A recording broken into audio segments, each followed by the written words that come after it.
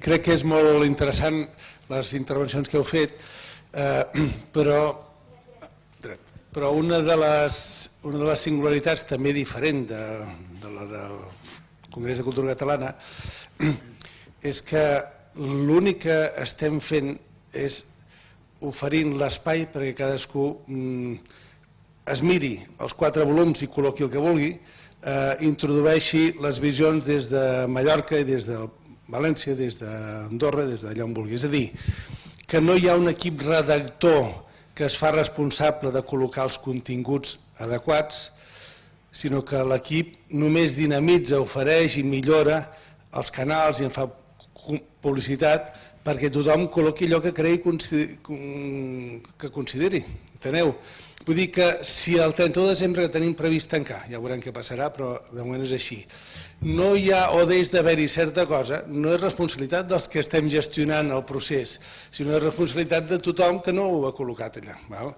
D'aquí la importància que cada entitat, cada col·lectiu, cada grup i cada persona organitzin aquells processos per dir, tenim 3-4 mesos perquè aquell repte clau de la definició del país que volem amb les seves propostes corresponents estiguin no moltes, sinó les millors, perquè només col·locant els millors reptes, els més clau, i les millors respostes propostes en aquests reptes, serem capaços que, des de l'àvia del Jordi fins a tothom que vulgui, puguem processar aquesta informació.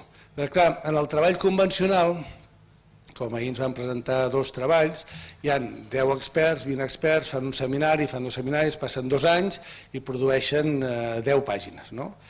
Això és la forma que estem acostumats a treballar, però això passa pel filtre dels experts i de la forma de treballar. Aquí estem construint una cosa del tothom, de tota la gent, de totes les entitats. Si posem molt soroll, recollirem soroll. Per tant, a tothom l'esforç de col·locar les mínimes reptes i propostes als més claus i els millors redactats i documentats possibles, perquè hagi de passar pel mínim filtre possible d'uns necessaris lectors, redactors, organitzadors, perquè ens ho retornin i puguem prioritzar aquests reptes i propostes. Vull dir que també aquesta és una diferència que la fa més complexa però també més rica, però requereix un tipus de forma de funcionar una mica diferent de la que estem acostumats. Per que parli. Deixa parlar amb ell primer. Ja està, ja. No. Només per referència també a les intervencions que hi ha hagut respecte a la resta de la nació catalana. Ja s'ha dit, depèn de tothom, de les aportacions que hi faci tothom. També els nostres conciutadans de la resta de la nació catalana, del País Valencià, de les Illes, etc. El que sí que hauríem de demanar, i demanem a les entitats del País Valencià, de les Illes, a vosaltres, Miquelets, etc., que en feu difusió també d'aquest projecte, perquè també hi tinguin oportunitat, qui visqui a les Illes o al País Valencià, de fer les seves aportacions i aportin la seva visió des del País Valencià, des de les Illes, etc. Si no és veritat, pot quedar una mica coix, però vull dir, la vocació és que sigui un projecte obert, que tothom hi tingui cabuda i que per tant ens ajudi a tots plegats a construir la nació. I per tant, sí, és veritat, cal fer-ne difusió, però no només en el Principat, sinó també seria molt interessant, molt important, que quedés obert i que se'n faci difusió en el conjunt de la nació catalana.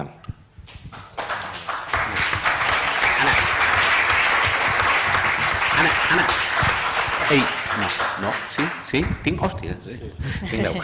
Jo anava en absoluta sintonia el que volia dir respecte al que ha dit en Josep Lluís, per donar una mica la resposta també a l'Odet, és a dir, i també amb el que deia en Martí Olivella, no som els redactors, per tant sou vosaltres.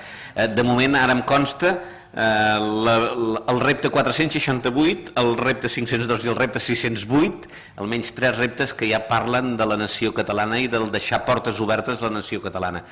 Vosaltres no teniu...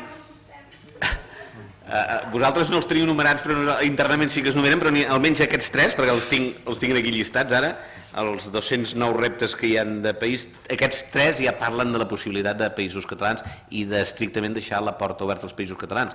Falta que busqueu el 608, que és el mes, s'intitula així, deixar la porta oberta als països catalans com a països catalans.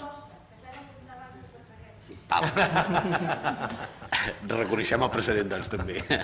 Afegint una mica això, potser, amb una ponència que no he comentat de què s'ha portat aquesta jornada, també ha sigut la presentació de tot el fons bibliogràfic, de tota la documentació que s'ha recollit al Centre de Documentació, al CEDOC, sobre la literatura que s'ha generat en el procés sobiranista, que són uns 180 llibres, per cert, uns 170 a favor del sí i uns 10 a favor del no. Crec que això no és el percentatge del referèndum, però sí una mica reflexa la força que hi ha al darrere, no?